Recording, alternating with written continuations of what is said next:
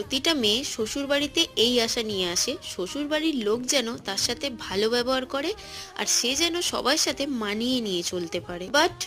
But এই ধারণাটা রাখাই ভুল। কেন জানো, শাশুড়ি কখনো মা হয় না। এই কথাটা যে বলেছিল একদম ঠিক বলেছিল। কারণ শাশুড়ি যদি মা হয় তাহলে বর তো ভাই হয়ে যাবে।